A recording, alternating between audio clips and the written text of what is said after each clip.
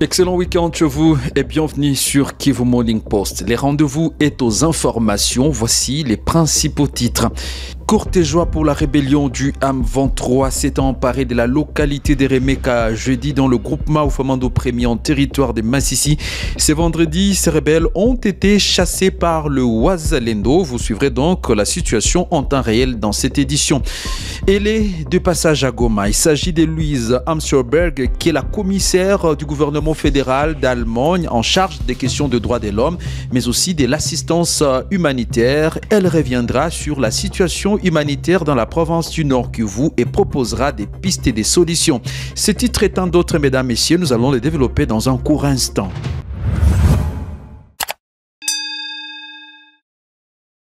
Débutons ce journal par les territoires de Massissi. La localité de Remeka est sous contrôle des résistants Wazalendo depuis 12 heures de ce vendredi 28 juin 2024. La précision est de la notabilité de cette entité. Elle indique que cette reprise intervient moins de 24 heures après la chute de cette localité entre les rebelles du M23, les mêmes rebelles qui ont perturbé les activités liées à la passation de l'examen d'État pour la 4e et dernière journée.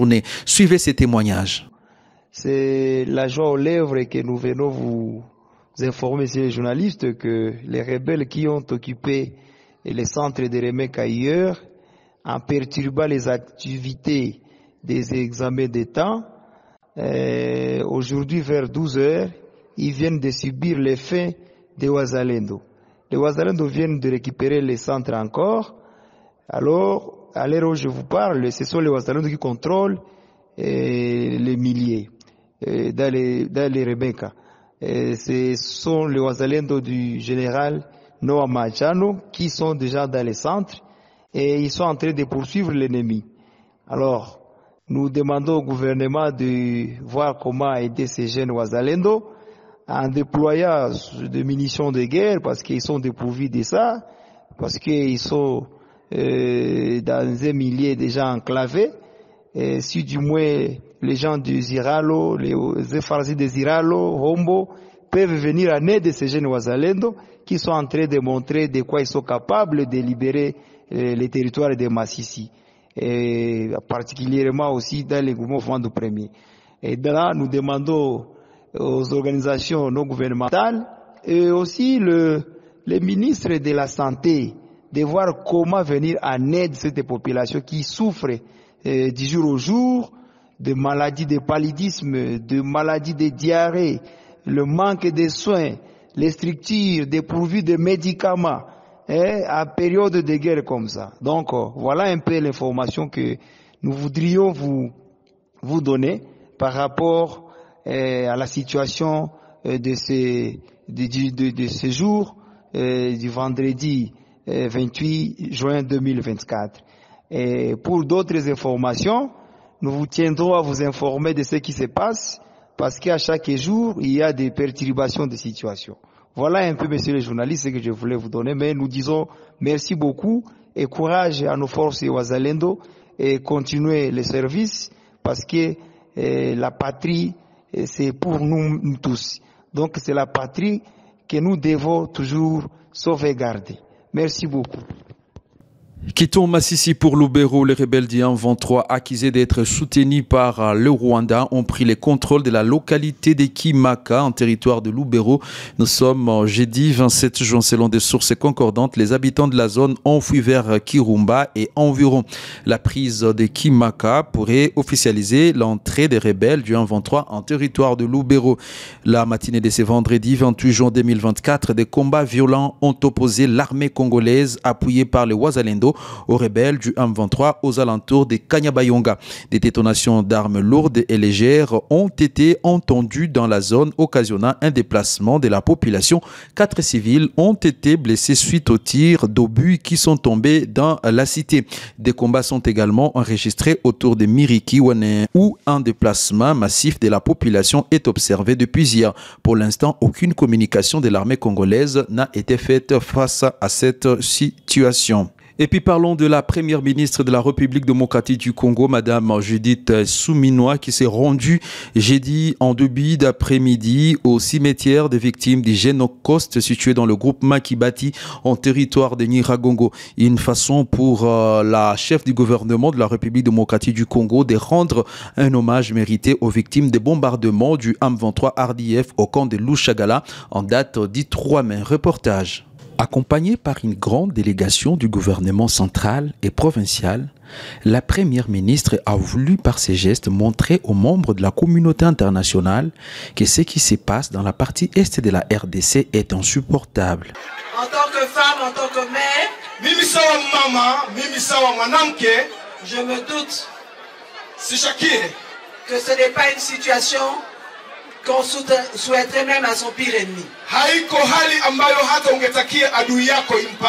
Mais puisque nous avons quand même des ennemis qui nous mettent dans ces conditions-là,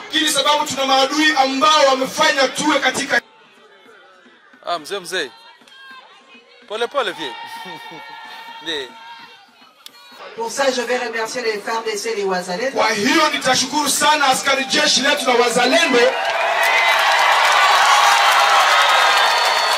Et ce que nous devons faire, c'est de leur donner les moyens pour continuer à se battre.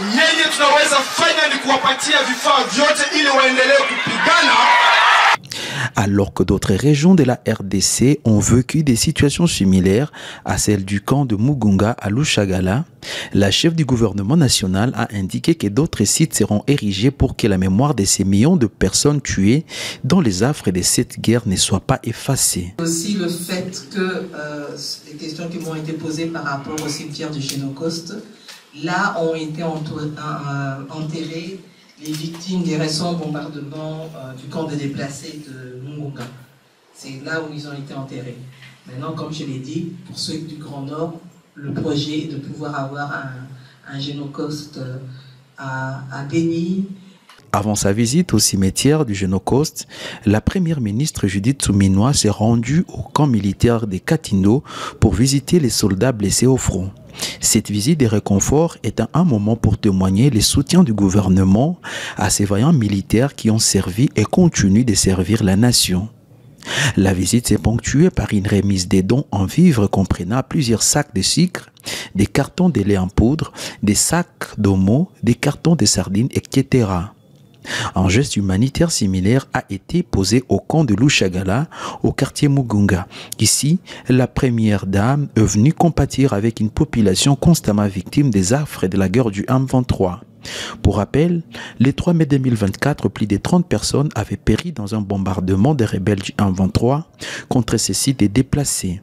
La première ministre a promis que le gouvernement congolais fera de son mieux pour stopper cette guerre et, si nécessaire, pour faire reculer les terroristes du M23 présents dans 3 territoires de la province du Nord Kivu.